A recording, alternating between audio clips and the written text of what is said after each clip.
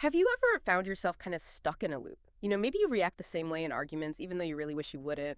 Or perhaps you hit this invisible ceiling with your income, no matter how hard you try.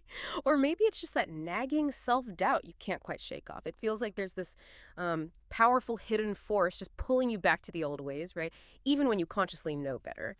Well, today we're doing a deep dive into exactly that force, your subconscious mind. We're drawing on some really fascinating insights from Hector Jesus Arancibia. You might know his story. He's a leader in subconscious reprogramming. He famously went from making, 682 to over $1 million in just 18 months. Quite incredible. So our mission today is to unpack how this hidden part of your mind works, and maybe more importantly, how you can gently but really effectively start to reprogram it for more peace, more confidence, better results, whatever it is you're aiming for. And what's really interesting about Hector's approach is that subtlety, isn't it? It wasn't about huge, forceful efforts. It was precise. Exactly. We often think bigger effort equals bigger results.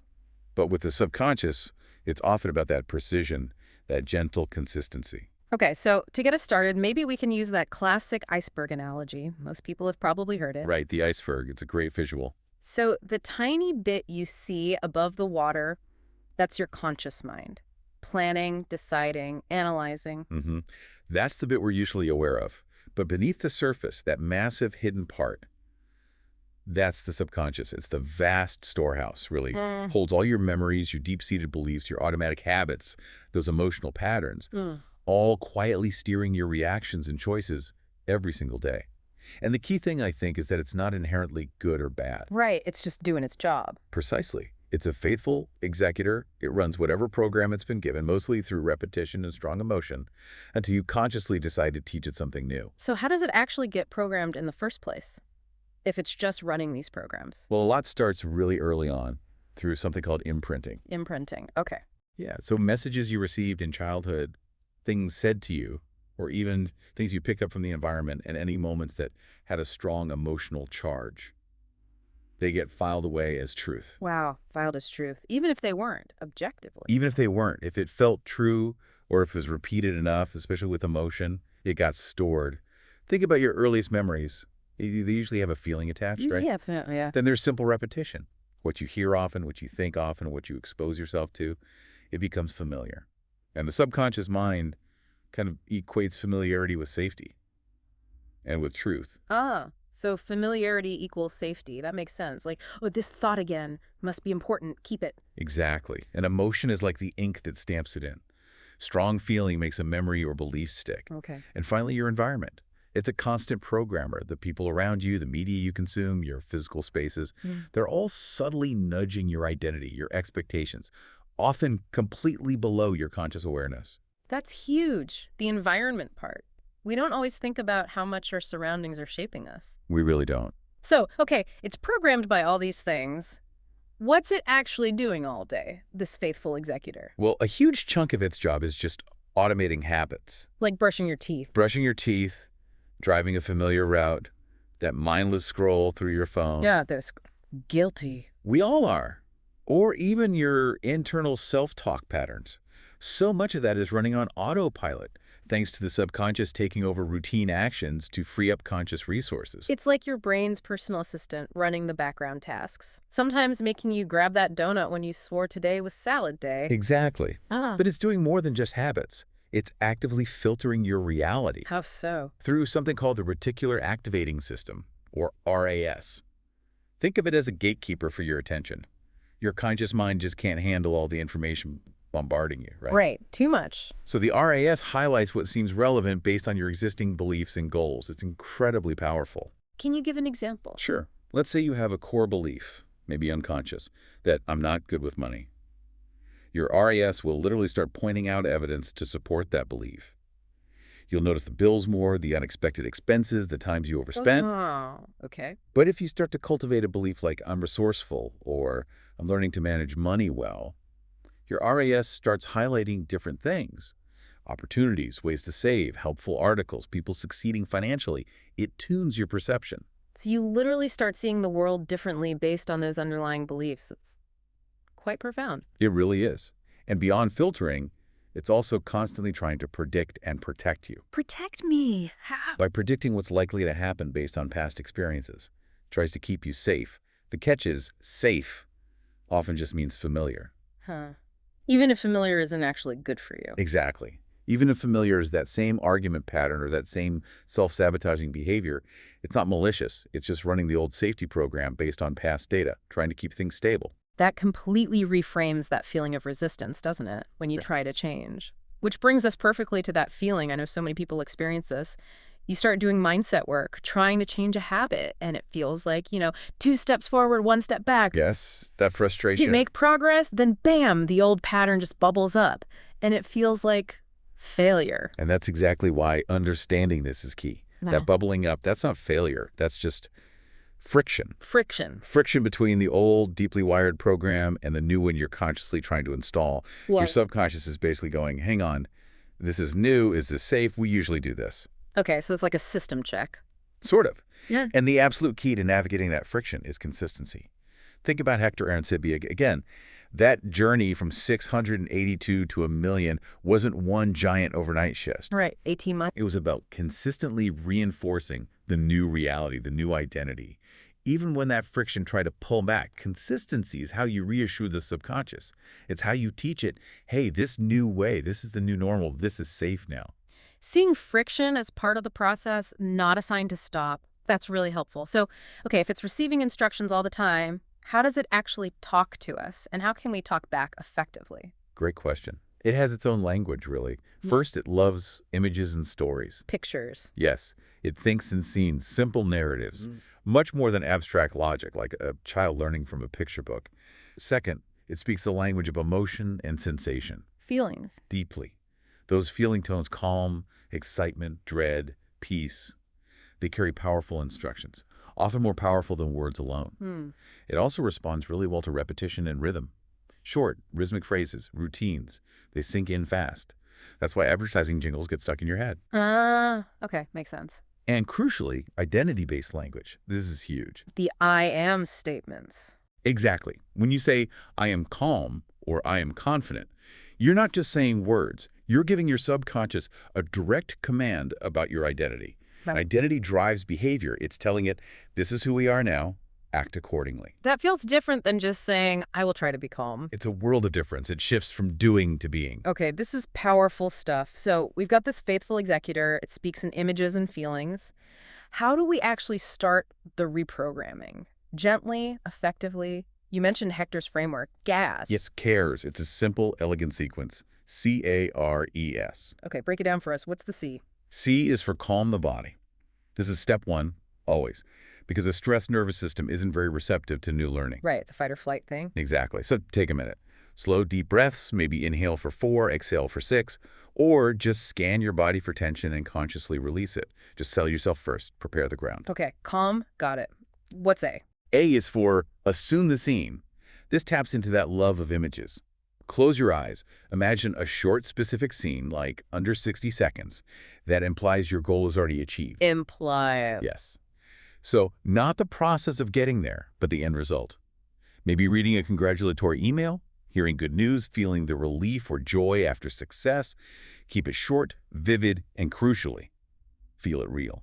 Immerse yourself in the feeling of it having happened. Feel it real. Okay, C-A-R. R is for repeat the cue.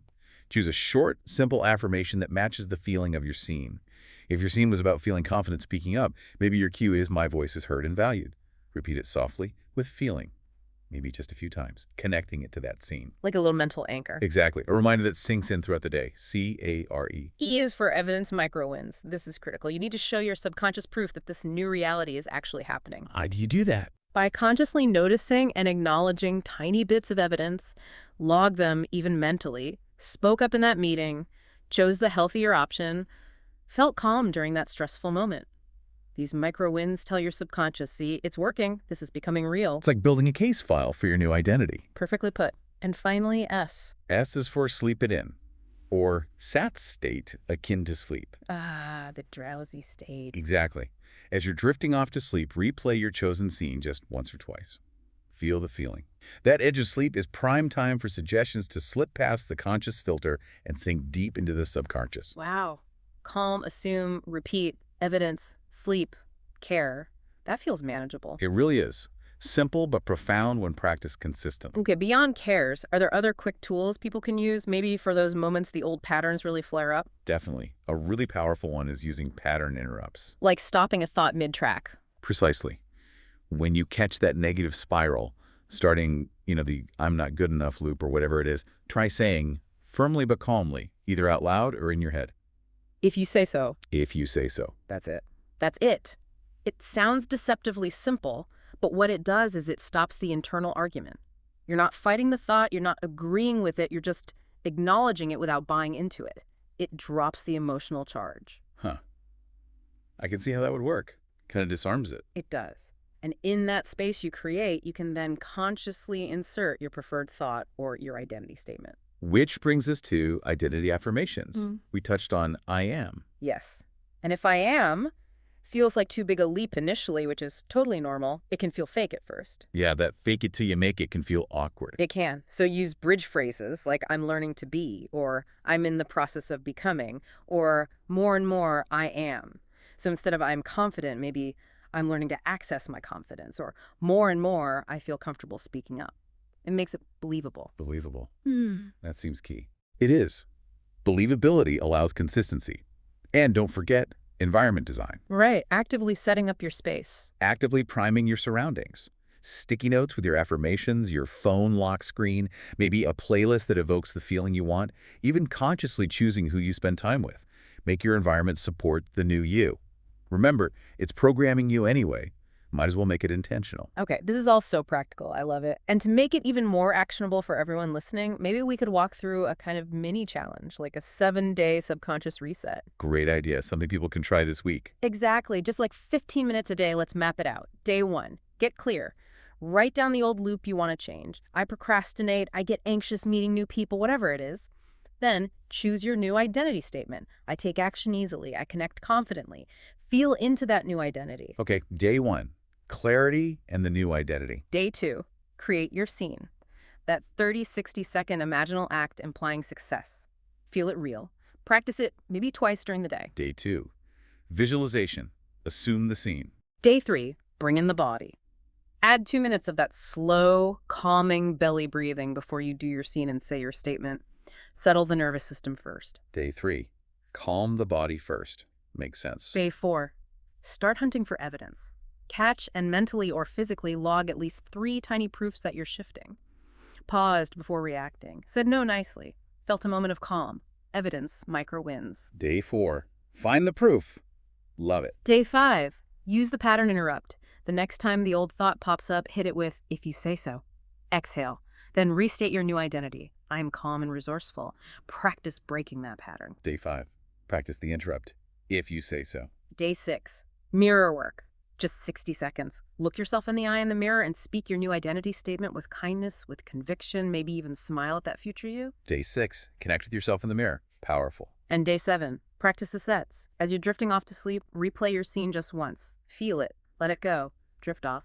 Plant that seed. Day 7, sleep it in. The final step of cares. Exactly. And the key really is keep it light, keep it short, be consistent. You could even repeat the 7-day cycle, build that momentum. Absolutely. Now, people will inevitably hit roadblocks. It's part of the process. Right. Like, what if it just feels totally fake, that I am statement? Totally normal. Yeah. That's where those bridge phrases come in again. I'm learning to. I'm willing to believe more and more. Soften it until it feels believable enough to repeat consistently. You don't need 100% belief up front. Okay, what if you just keep forgetting to do the practices? Life gets busy. Anchor it. Tie your new practice to an existing habit.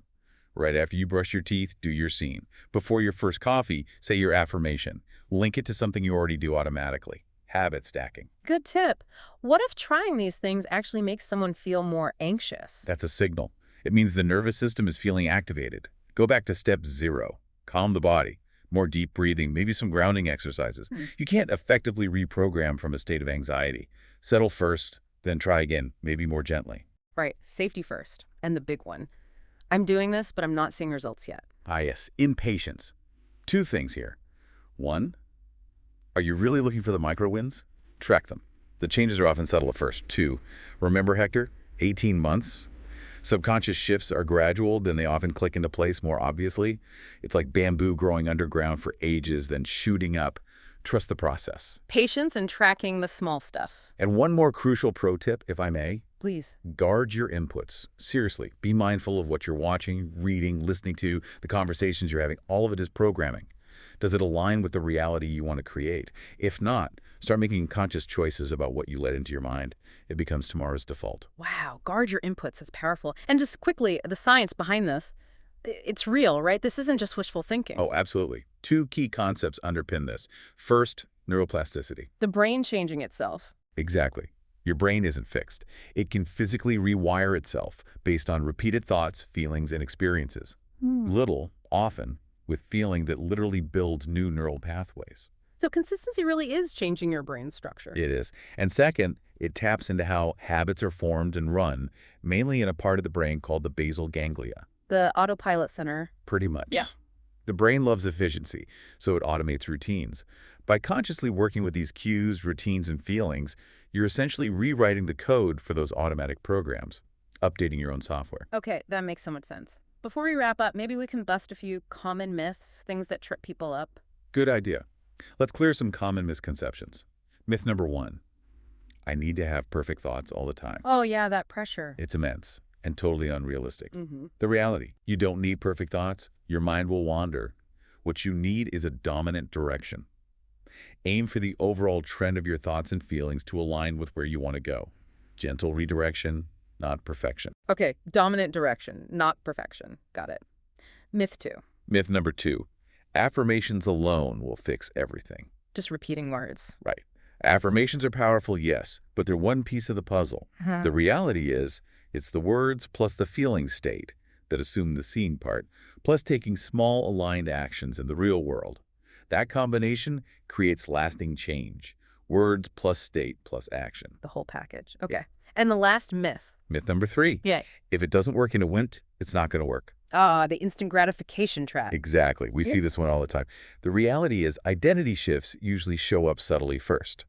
Tiny changes in how you react, how you speak to yourself, small, brave actions. These are the first signs. They compound over time.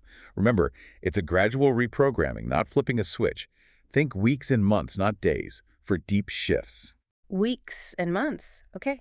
That manages expectations. This has been incredibly insightful. It really brings home how much power resides in that subconscious part of us, but also how accessible these tools for reprogramming actually are. You know, this deep dive, it's really offered, I think, a practical roadmap, a way to understand these ideas and actually apply them directly to your life, whether it's money, relationships, health, confidence. It really starts with that awareness, doesn't Yeah. it? And then those small, consistent actions we talked about. Absolutely. So maybe a final thought for everyone listening to ponder as they go about their day. Yeah. If your subconscious truly is this faithful executor, just running programs, Yeah. what commands have you perhaps unintentionally given it over the years?